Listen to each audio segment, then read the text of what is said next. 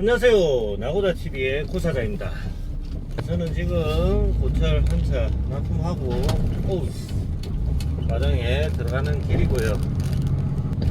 가면서 요 이야기 한번 해보려고 영상을 촬영합니다.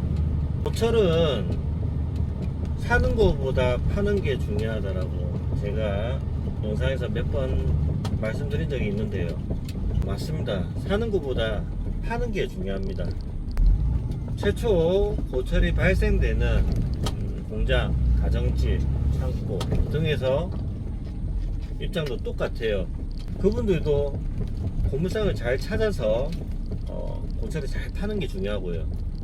우리처럼 직업으로 고물상을 하시는 분들도 그렇게 사들인 고철을 좋은 값에 잘 파시는 게 또 중요합니다. 여러분들이 생각하시는 잘 파는 좋은 고물상, 좋은 거래처 어떤 곳입니까? 단가? 아니면 규모? 결제일? 자본력? 마지막 한 개가 있는데 저는 사실 그게 제일 중요하다 생각합니다. 제일 1번이라고 생각을 해요. 뭐냐면요, 바로 서비스입니다. 사실 지금은 고물상이 우리 같은 소상 중상 뿐만 아니라 직납업체들 대상까지도 거의 포화 상태입니다. 아주 많아요. 예전에는 대상업체들이 많이 없을 때는 장비가 있다거나 하이카가 여러 개 있다거나 하이카가 있다거나 이 자체만으로도 충분히 경쟁력이 있었습니다. 그 자체가 그 큰 대상을 운영하는 데 있어서 아주 큰 메리트였을 때가 있었단 말입니다. 하지만 지금은 어떻습니까?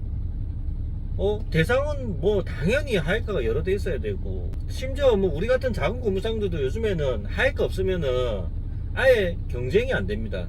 그 정도로 이런 장비, 돈으로 할 수 있는 것들은 전혀 메리트가 없다는 말입니다. 장비가 많다, 하이카가 많다, 배차 기사가 많다, 이게 이제는 그렇게 돋보이거나 특별하지 않다는 겁니다. 큰 장점이 될 수가 없다라는 겁니다. 이제는요. 고철 가격은 제가 봤을 때는 거의 평준화가 된 것 같습니다. 그게 무슨 말이냐면은 이제 골라서 먹으면 된다 이 말입니다. 값도 거의 비슷하고 요새 결제 미루고 하는 고물상 거의 없습니다. 생계 사서 다 발행하고 제 날짜에 돈 다 들어와요. 그걸로 애매기는 고물상 대상 업체들 거의 없다고 보시면 됩니다. 다 똑같은데 뭘로 경쟁할 겁니까? 우리도 마찬가지 손님을 많이 받아야지 이 사업이 계속해서 영위가 되거든요. 대상들도 마찬가지일 거예요. 고정 거래처들이 이탈하지 않고 계속해서 꾸준히 물량을 공급해줘야지 거기서 수익이 발생되고 회사가 이익이 창출되면서 이 계속 사업을 이끌어갈 수 있는 그런 원동력이 될 겁니다. 맞습니다. 이제 서비스가 필요한 거예요. 서비스 시대입니다. 바야흐로 2024년도 아니 이미 시작됐었습니다. 서비스예요. 서비스 업종이라고 명확하게 구분 지을 수는 없지만은 이 시대에 살아남기 위해서는 수많은 고물상들과 경쟁해서 이기려면은 서비스 정신을 무장을 하셔야 된다고 생각을 해요. 제 생각입니다. 그런데 대상 업체는 규모도 큽니다. 그냥 내가 고물 한번 해봐야지 해서 할 수 있는 사이즈가 아니에요.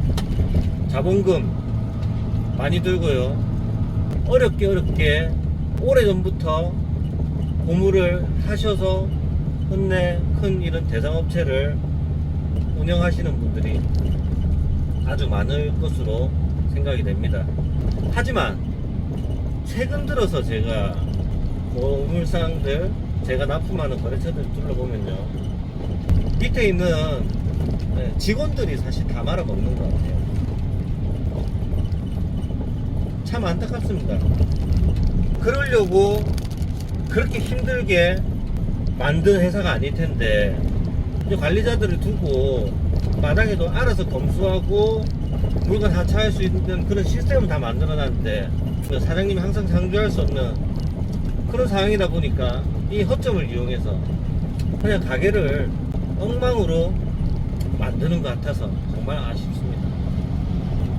그 서비스가 뭐 롯데리아 편의점처럼 이런 서비스가 아니에요. 그렇게까지 할 필요가 없습니다. 카드 주는데 뭐 두 손으로 받고 진짜 공손하게 해야 되고 이게 아니에요. 그 정도 없어도 됩니다. 그냥 손님이 왔을 때 그냥 입가에 살짝 미소만 띄어도 고물상에서 그 정도면은 대길이거든요. 진짜 참 안 좋은 관행이 고물상에서, 그러니까 대상 납품처 같은 곳에서 우리가 이제 납품을 하러 가면요, 주로 의사소통이 뭐냐면 크락션이나 아니면 장비를 이용해서 소리를 내가지고 그런 수신호를 보냅니다. 그럴 수밖에 없는 상황이 벌어질 수도 있습니다. 있을 수밖에 없어요. 왜냐 워낙 갑자기 동굴에 들어오네. 왜냐 워낙 그 환경 자체가 시끄럽기 때문에. 그런데 그게 아니라 요 수신호 장비나 크락션으로 울리기 힘든 그런 말로 해야 되는, 표정으로 해야 되는 부분들이 있거든요. 그런 건 잠깐 창문 내리든지 문을 열어가지고 내리든지 해서 뭐 설명 한 번 하면 되는데, 장비가 약간 틀어가지고 그쪽 창문 사이로 얼굴 살짝 보이게 해가지고 5만 이상 다 쓰면서 이래라 저래라, 이 모양 보고 제가 어떻게 알아차립니까? 단골이 어디 있습니까? 단골이 가는 거는 한순간입니다. 많다니까요. 갈 데가 많아요. 이제 대상 업체들이 너무 많습니다. 사자 퉁퉁 들고 물건 가져가면요, 받아줄 때가 너무 많아요. 나쁜 물건을 좋은 물건으로 해달라는 거는 억지겠죠. 그런데 나쁜 물건을 여기다 놓고 좋은 물건은 여기다 놔주세요는 해야 되는 당연한 서비스입니다. 저뿐만 아니라 저보다 고물의 경험이 더 적으신 분들은 사실 저렇게 복잡한 스크랩차 사이에, 장비들 사이에 들어가서 물건 한번 같이 하려면요, 긴장됩니다. 똥줄이 타요. 물건 어디다 내려야 될지도 모르겠어. 섞어서 물건이 왔는데 얘가 분명히 다른 종류인데 어떻게 분리해야 될지 몰라요. 내려가지고 이거 여기다 내리고 저거 여기다 내리고 저쪽에다 내리고 계량 한 번 더 하고 해라. 아니 진짜 바라는 거는 검수하시면은 그게 제일 좋은 것 같아요. 서로가 차량이 계량대에 올라왔으면은 물건을 한번 확인하고 이 물건 저기요, 저 물건 저기 가라라고 어느 정도 가이드 라인을 잡아줘야지. 그냥 셀프로 하게끔 해놨는데 거기에 대해서 좀 실수를 하거나 상호 간에 좀 소통이 잘 안 됐을 경우에 그걸 그렇게 딱따구리처럼, 예? 그 바가지에 딱딱 치질 않나, 크락션을 빵빵거리지 않나. 스트레스 물론 받겠죠. 회사니까. 회사 안에서 사장님이 스트레스 줄 수도 있고 또 우리 같은 손님들 때문에 스트레스 받을 수도 있고, 그런 게 다음 손님한테까지 영향을 끼치면 안 되는데 그게 고스란히 이 고객한테 다 돌아온다는 겁니다. 조금만 스마일하게 해피하게 손님이라 생각하고 응대하면은 참 쉬운데요. 다른 데 가도 돼요. 그렇게 이제 배짱 장사하는 시대가 끝났다니까요. 그렇게 막 인상 쓰고 빵빵거리고, 진짜 만약에 저한테 단가 10원 더 주면서 서비스는 대신에 책임질 수 없다라고 하면 저는 절대 그 업체를 선택하지 않습니다. 단가 10원 덜 받더라도요, 저는 저를 반겨주고 맞아주고 제가 가져온 물건을 사랑해주고 그렇게 미소로 응해줄 수 있는 그런 업체가 저는 좋습니다. 아마 제 고물상에 오는 손님들도 꼭 라고다 고물상에 와야 되는 이유가 있을 거예요.